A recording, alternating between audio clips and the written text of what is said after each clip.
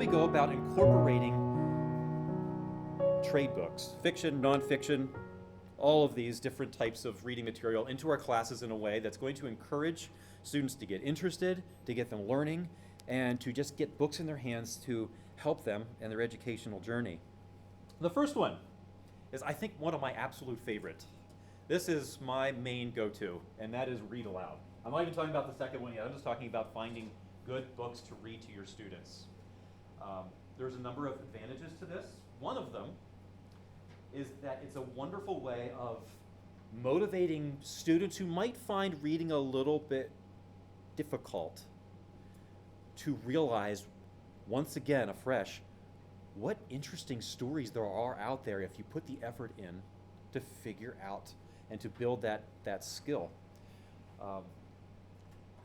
I have a collection of books that I just keep on a little shelf in my classroom that have been, in some cases, my go-tos from a number of years. Some of the books that I read today, and I think I'm going on, 13 years now, have been books that I would have started reading the very first time that I was in my classroom. Some of them are books that I remember my teachers reading to me.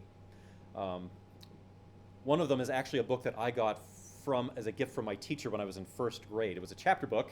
As someone who loved to read, I remember she gave me a chapter book to read instead of a book that one might typically read in first grade. And now I use it today to teach my fifth graders the love of reading, and they just devour it. In fact, they ask me if there's a sequel to the book, and I have to tell them, I'm sorry, there's not a sequel. But here's the author. Hey, we should go to the library and find books by the same author. And it's amazing to see elementary school students starting to find favorite authors that they're looking for. And I find that read-alouds can be a great way to expose them to different authors, different types of reading that they might not have tried otherwise. I like to go all out in read-alouds. It may just be my personality, but I get fairly comfortable giving different voices to my characters, giving them different accents, which I'm not going to demonstrate right now, sorry, and just going all out with them. And I find that students enjoy it so much more that way. I don't think it's a necessary thing that you have to, but it might not be a bad thing to try out sometime and see how your students respond. I probably could say a lot more about read aloud. We might come back to that here a little bit later. Literature circles and book clubs are another strategy that I find is a wonderful way to get students interested. One of the handouts that you would have received on your way in was a collection. It was the packet. It's the packet of papers. I might take a few moments just to draw your attention to what that is about. This is something that I authored a few years ago.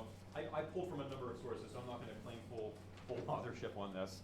But I wanted to try to find a way to get my students interested in books, exposed to some new novels that they wouldn't have picked otherwise, and just to get them reading and engaged with books other than the textbooks that we were using in class.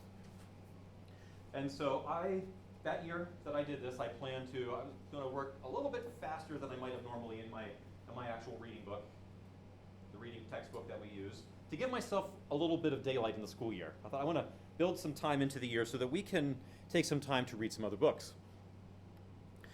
And so I looked around and I found some book sets of about 4 to 5 books each, same title. And I gave my students an option. I said, here are the books. I let them sit out for a couple of days so that if they wanted to, they could come up and they could leaf through them before they committed to something. And then I gave them a survey. And I said, all right, on a scale of 1 to 5, go ahead and rate these. 1 being the book you want to read the most, 5 being the one I'd rather read all the other ones before I got to that one, I think is how I worded it. And so they took that survey. I took those surveys and tabulated everything and came up with a list of, and it was interesting to see how it worked out. I was not expecting some of the choices that the students made. If I would have picked the book to give to the students that I thought would have been the best match, I would have been wrong about half the time, which was eye-opening in itself. But anyway, they were able to choose the book. They got their books, and then I taught them how to budget your time. And that is what the first page is. It says develop a reading plan. What they do is they meet with their groups, and so I organize them in books. All right, you 4 are going to be reading Little House on the Prairie, and you 4 over here are going to be reading this book, and you over here are going to be reading this book. What I want you to do is to find what are the pages that you need to read. Do you count the title page? Do you count, the copyright info on the front? No. Figure out how many pages of text are there, and we're going to do this over 2 school weeks. And so I'd like you to find out about how many pages you have to read every day. And so they work together, and they find out, I have to read 15 and a half pages or, 16 and 3/4 pages or whatever a day. And then we have discussion, okay, so where's that at in here? Let's take this book and look. So 16 and 3/4 of a page. That means you're going to stop right about here, right? Who in here would find it easy to stop there? And no, it's like, well, we can't stop there. So what do? And so then they learn how to deal with text. We're looking, okay, well, is this close to a chapter break? Because could we actually maybe read an extra page today to finish this chapter and then start, fresh the next day on chapter 4 or whatever it might be. And so they get practice in budgeting their time, planning out ahead so that they can take this book that might look big and daunting. And I find that this has a way of actually breaking it down into these small little incremental pieces that all of a sudden don't look so big anymore. Oh, I can actually read this book by just reading 12 pages a day. For some students, that feels like a big relief. We might look at this big book. I always have students who want to read Swiss Family Robinson. If you're familiar with that book, that's one of my options. It's about this thick, and they look at it, and I can tell, especially by the second time we do this in the school year, the first time they're just like completely repelled by that thing. This just looks too big. And the next time I set the books out, they might actually start over here picking it up and looking through it, and spend a little bit of time, then might put it back down again. Recently, I started doing a third round of book clubs where they get to read their third choice. And it's amazing to see how many of them are like, I'm going to go for the big one. And what I find is not only are they ready now for the big one, it doesn't look as scary anymore, but by this time of actually spending time reading, I moved past this, they're actually feeling better about themselves as readers and have this feeling like, I think I can do this. And they do, and it's amazing.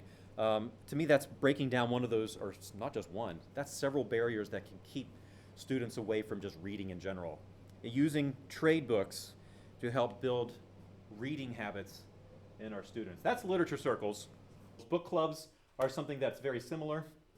Both are, I think, really great opportunities to get students talking about books together in class. Trade books.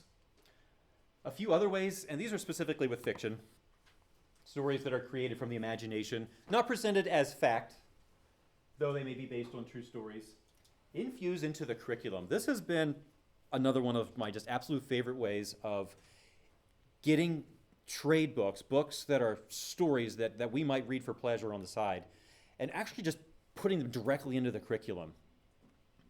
This can require some discernment. Where is a good place to do this?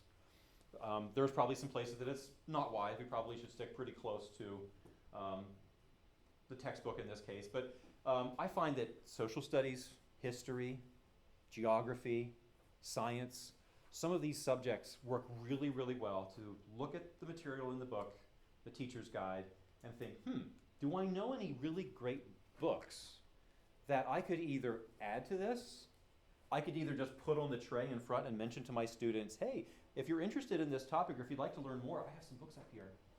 You're more than welcome to borrow them and put them back for someone else to read. That's another way to infuse them directly in. But what I like to do the most, just personally, is to just substitute, pull out and put something else in. One of the things that I've done with this that's been my personal favorite, I teach in Ephrata, Pennsylvania, Lancaster County, and for many years I taught my students 5th grade level American Revolution. And we had used a secular textbook at the time, and I wasn't all that impressed with the perspective and the viewpoint, the worldview that was in the book. And so I was trying to think, how can I give a perspective to my students that's based more on a worldview of faith? How can I incorporate the values that we want them to become familiar with and to adopt as their own into this? And so I went through the library and I was looking through, and I came across a book by Romaine Stauffer, many of you may have read it before, called Hidden Riches. If you have not read it yet, you need to read it. It is an excellent book. She did a tremendous amount of historical research from the local area there in Lancaster County and used actual people's names and weaved the story of how things played out in the days leading up to the American Revolution, I believe fairly close to fact. And one of the really exciting things that I experienced in that is that the characters in the book were actually my students' ancestors. By the time we were finished reading the book and learning about the American Revolution, I had one student, she brought in this huge binder one day, like, Mr. Brode, look at this, and she dropped it on my desk. It's my family tree. I'm like, really? Oh, wow. That looks interesting. I love family trees. She's like, but look at this. And she started flipping through, and there were the characters' names that we were learning about and the actual things that they had done and stood up to the pressures of the time to participate in this militaristic spirit. And I'm just still feeling really just like blessed by that. Like, to me, that was just an amazing experience. And that actually continued past that. I have never seen 10 and 11-year-olds so excited and thankful for a heritage that they had. So there were so many other things that came from incorporating a trade book in.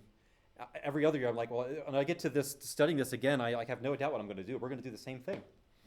And so I've used that book for a number of years. She actually wrote the sequel to it, which is called Loyalty Test, which digs further, and it is the next stage, actually during the war.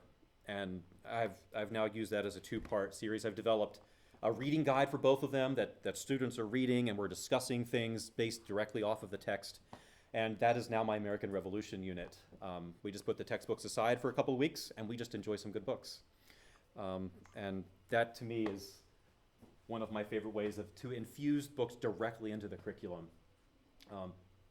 Sometimes it requires us to think a little bit outside of the box for how it can actually be done.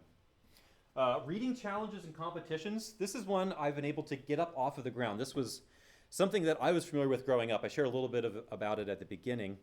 It was a part of my elementary school experience where we had a book list that was published. Generally, I pictured teachers getting together and thinking, what are some really great books we want to get in the hands of our students? And they would come up with a book list of like 40 books. And then they would make sure there was access to those books in the school library. Some teachers would have them in their classroom libraries. In some cases, they were books that students had at home as well. And we had several months to just read. Here are the books. Here's going to be your team of 5 people. Decide how you're going to divide these out and read so you can become familiar with them. And then we took a fun day sometime late February, early March, right around February Fun Days time. And we had our little teams. We would come together, and the teacher might just give a little statement or a fact of something that came from one of the books. And we had a little buzzer, or I forget exactly how it all worked. And essentially, if you knew the answer, you said the answer, and you got a point. And they didn't last long. It was like 10, 15 minutes. And we developed this little tiny tournament, and it was just a really great way to enjoy some time together. But the most valuable part was all of the reading that went into it ahead of time. So those are reading challenges, competitions. Book talks, I also find, can be really helpful.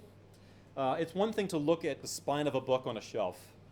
It's something completely different to have that book off of the shelf and in front of you. I'm not about to actually do a book talk with this book, but to introduce a book to students, especially one that you think there's a collection of students in your room who might enjoy that book who would not otherwise find it. And just giving them just enough to spark their curiosity. It's fascinating then to watch after you say something like, I'm going to leave this book up here on the tray. And if anybody wants to come pick it up at some point today, go ahead and do that. Usually by the time I've turned around and walked back to my podium, it's already gone. That's pretty much my experience every time. And then sometimes I actually have to deal with, Mr. Brode, they've had that book for a whole week. When are they going to be done with it? I don't know. You can go ask them, find out what page they're on and figure out. And that book then I'll just watch it. We'll just swirl around the room for the rest of the school year. Another thing that I like to do is to tell students what I'm reading as a way of accomplishing several objectives. One, to let you know, hey, your teacher actually not only says that books are important, but I actually try to live that out too. And I read too, for fun. And so here's what I'm reading. And so I'll try to keep a little, somewhere in the room, maybe a little poster on a bulletin board somewhere that I can dry erase off and just write the title of what I'm reading. And it also can generate some interesting questions. They might have some questions to know, like, hey, what is that about? And it's just a really great relationship builder.